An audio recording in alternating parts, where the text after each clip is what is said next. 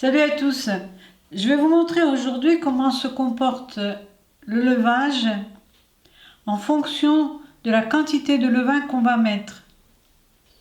J'ai ici du levain fait avec de la farine intégrale et c'est ce levain que je vais utiliser.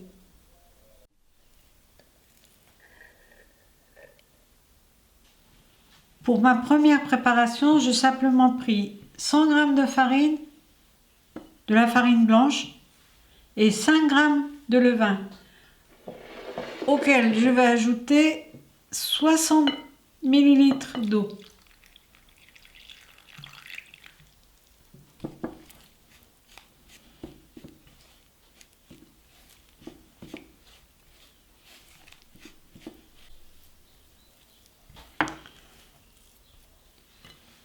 Une fois obtenu mon pâton, je vais le placer dans un bocal. Donc voici mon pâton avec 100 g de farine, 5 g de levain et 60 ml d'eau. Ici, j'ai utilisé la même quantité de farine et d'eau avec 25 g de levain. Ici, avec 50 g de levain. Ici, j'ai fait la pâte avec 1 g de levure de boulanger.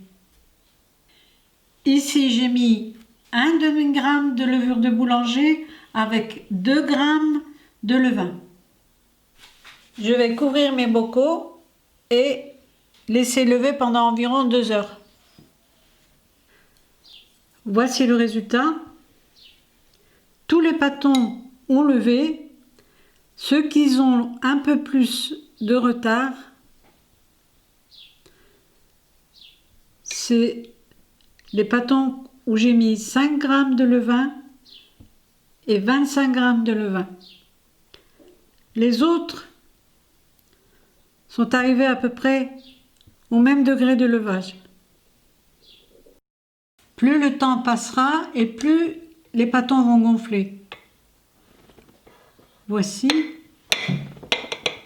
avec 50 g de levain. Tenez compte que mon levain était fait de farine intégrale, donc c'est un petit peu plus lourd.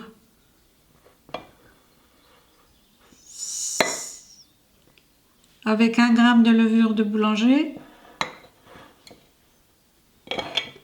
Et celui-ci avec un demi-gramme de levure de boulanger et 2 g de levain.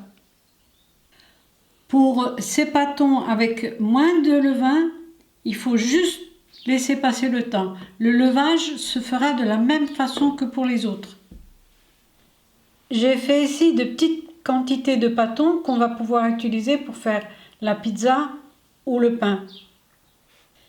Il suffira par la suite d'adapter les proportions pour votre quantité de farine, pour faire votre pain ou votre pizza.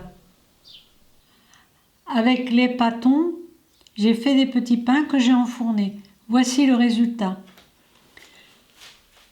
Les deux pâtons qui sont les plus levés sont ceux avec la levure du boulanger ainsi que l'autre avec la levure du boulanger et le levain.